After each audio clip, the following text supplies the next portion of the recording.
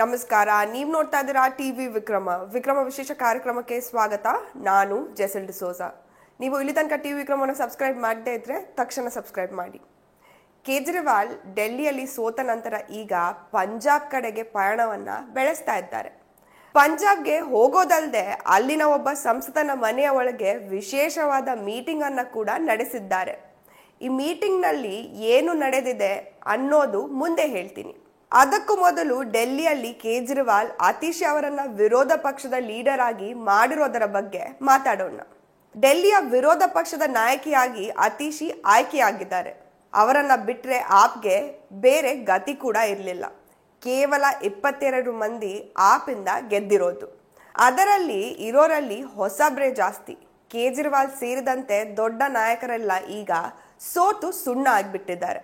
ವಿರೋಧ ಪಕ್ಷದವರಿಗೆ ಯಾವಾಗ್ಲೂ ವಿಧಾನಸಭೆ ಹೋಗಿ ಮಾತಾಡುವ ಕಲೆ ಇರಬೇಕು. ಕೇಜ್ರಿವಾಲ್ ಇರ್ತಿದ್ರೆ ಅವರೇ ಮುಂದೆ ಬರ್ತಾ ಇದ್ರು. ಮನೀಶ್ ಸಿಸೋಡಿಯಾ ಇರ್ತಿದ್ರೆ ಅವರ ಹೆಸರು ಬರ್ತಾ ಇತ್ತು. ಸಂಜಯ್ ಸಿಂಗ್ ಕೂಡ ಇಲ್ಲ. ಸೊ ಕೇಜ್ರಿವಾಲ್ಗೆ ಜಾಸ್ತಿ ಆಪ್ಷನ್ ಇರಲಿಲ್ಲ. ಅತೀಶಿ ಅವರನ್ನೇ ಆಯ್ಕೆ ಮಾಡಬೇಕಿತ್ತು. ಅವರನ್ನ ಬಿಟ್ರೆ ಗೋಪಾಲ್ ರಾಯ್ ಒಬ್ಬ ಹಿರಿಯ ಕಾರ್ಯಕರ್ತರು ಹಾಗೂ ಶಾಸಕರು. ಆದ್ರೆ ಅವರಿಗೆ ಆ ರೀತಿ ಮಾತಾಡೋಕೆ ಬರೋದಿಲ್ಲ. ಇನ್ನೊಂದು ಕಡೆಯಲ್ಲಿ ಅಧಿಕಾರಕ್ಕೆ ಬಂದಿರುವ ರೇಖಾ ಗುಪ್ತಾ ಅವರು ಕೇಜ್ರಿವಾಲ್ನ ಕರ್ಮಕಾಂಡಗಳ ಫೈಲ್ಸ್ಗಳನ್ನ ಒಂದೊಂದಾಗಿ ಓಪನ್ ಮಾಡ್ತಾ ಇದ್ದಾರೆ. ಇದನ್ನ ಎದುರಿಸಬೇಕಾದ್ರೆ ಕೇಜ್ರಿವಾಲ್ಗೆ ಮೀಡಿಯಾವನ್ನ ಸರಿಯಾದ ರೀತಿಯಲ್ಲಿ ಹ್ಯಾಂಡಲ್ ಮಾಡುವಂತಹ ವ್ಯಕ್ತಿ ಬೇಕಾಗಿತ್ತು. ಅದರಲ್ಲೂ ಮಹಿಳೆ ಮುಂದೆ ಮಹಿಳೆಯರನ್ನ ನಿಲ್ಲಿಸೋದು ಒಳ್ಳೆಯ ತಂತ್ರ ಕೂಡ ಹೌದು. ಹಾಗೆ ನೋಡಿದ್ರೆ ಕೇಜ್ರಿವಾಲ್ ಮುಸಲ್ಮಾನರ ಓಟಿನಿಂದಲೇ ಮುಂದೆ ಬಂದವರು. ಯಾವುದಾದರೂ ಮುಸ್ಲಿಂ ನಾಯಕರನ್ನ ವಿರೋಧ ಪಕ್ಷದ ಲೀಡರ್ ಮಾಡಬೇಕಿತ್ತು. ಆದರೆ ಅದನ್ನ ಮಾಡಲಿಲ್ಲ. ಯಾಕಂದ್ರೆ ಮುಂಬರುವ ಸಮಯದಲ್ಲಿ ಕೇಜ್ರಿವಾಲ್ನ ಒಂದು ಸಾಫ್ಟ್ ಹಿಂದುತ್ವದ ಇಮೇಜ್ ಹಾಳಾಗ್ತಾ ಇತ್ತು. ಕೇಜ್ರಿವಾಲ್ ಅಂದುಕೊಂಡಷ್ಟು ಸುಲಭ ಅಲ್ಲ. ಅತೀಶಿಯನ್ನ ಅಳೆದು ತೂಗಿಯೇ ಲೆಕ್ಕ ಹಾಕಿನೇ ಆಯ್ಕೆ ಮಾಡಿರೋದು. ಅಧಿಕಾರ ಕಳೆದುಕೊಂಡ ನಂತರ ಅರವಿಂದ್ ಕೇಜ್ರಿವಾಲ್ಗೆ ಸಿಎಂ ನಿವಾಸ ಖಾಲಿ ಮಾಡಿ ಹೋಗಬೇಕಾಗಿದೆ.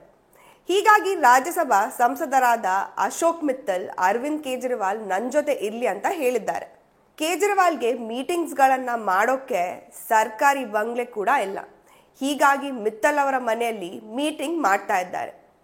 ಮಜಾ ಏನಂದ್ರೆ ಅದನ್ನ ಯಾರೋ ಸಣ್ಣ ಕ್ಯಾಮರಾದಿಂದ ವಿಡಿಯೋ ಬೇರೆ ಮಾಡಿಟ್ಟಿದ್ದಾರೆ.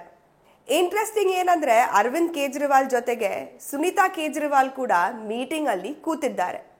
ಹಾಗೆ ನೋಡಿದ್ರೆ ಸುನೀತಾ ಕೇಜ್ರಿವಾಲ್ ಆಮ್ ಆದ್ಮಿ ಪಾರ್ಟಿಯಲ್ಲಿ ಏನೂ ಅಲ್ಲ. ನಂತರ ಕೇಜ್ರಿವಾಲ್ನ ಮಕ್ಕಳು ಕೂಡ ಮೊದಲ ಸಾಲಲ್ಲೇ ಕೂತಿದ್ರು. ಇನ್ನುಳಿದಂತೆ ಅಧಿಕಾರಿಗಳು ಅವರ ಜೊತೆ ಮಾತನಾಡುತ್ತಿದ್ರು. ಈ ಅಧಿಕಾರಿಗಳನ್ನ ಸರ್ಕಾರಿ ಇಲಾಖೆಯಲ್ಲಿ 1 ಲಕ್ಷ 2 ಲಕ್ಷ ಸಂಬಳ ಕೊಟ್ಟು ಕೇಜ್ರಿವಾಲ್ ನೇಮಕ ಮಾಡಿದ್ರು.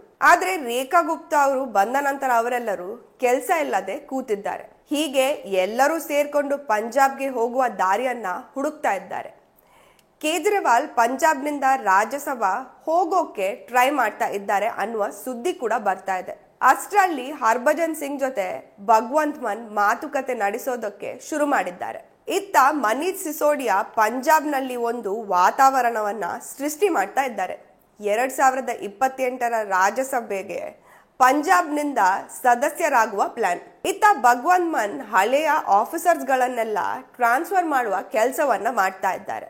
ಭಗವಂತ್ ಮಾನ್ ಅವರನ್ನ ನೇರವಾಗಿ ಅರವಿಂದ್ ಕೇಜ್ರಿವಾಲ್ ತೆಗೆಯೋದಕ್ಕೆ ಸಾಧ್ಯ ಇಲ್ಲ. ಹೀಗಾಗಿ ಕೇಜ್ರಿವಾಲ್ ಭಗವಂತ್ ಮಾನ್ ಅವರ ಹೆಸರನ್ನ ಹಾಳು ಮಾಡೋಕೆ ಪ್ರಯತ್ನ ಮಾಡ್ತಾ ಇದ್ದಾರೆ. ಅದಕ್ಕೆ ಅಧಿಕಾರಿಗಳನ್ನೆಲ್ಲ ಬಳಸಿಕೊಳ್ಳುವ ಸಾಧ್ಯತೆ ಇದೆ.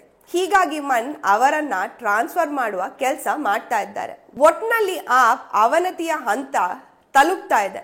ಒಳಗೊಳಗೆ ಗುದ್ದಾಡ್ಕೊಂಡು ನಾಶ ಆಗೋದ್ರಲ್ಲಿ ಡೌಟೇ ಇಲ್ಲ. ಟಿವಿ ವಿಕ್ರಮ, ದೇಶ ನಿಮ್ಮ ಕೈಯಲ್ಲಿ. ಈ ಕಾರ್ಯಕ್ರಮ ನಿಮಗೆ ಇಷ್ಟ ಆಗಿದ್ದಲ್ಲಿ ಲೈಕ್, ಶೇರ್ ಹಾಗೂ ಕಮೆಂಟ್ ಮಾಡಿ. ಟಿವಿ ವಿಕ್ರಮದ ಕಾರ್ಯಕ್ರಮಗಳನ್ನು ನಿರಂತರವಾಗಿ ವೀಕ್ಷಿಸಲು ಸಬ್ಸ್ಕ್ರೈಬ್ ಮಾಡಿ, ಬೆಲ್ ಐಕನ್ ಒತ್ತಿ.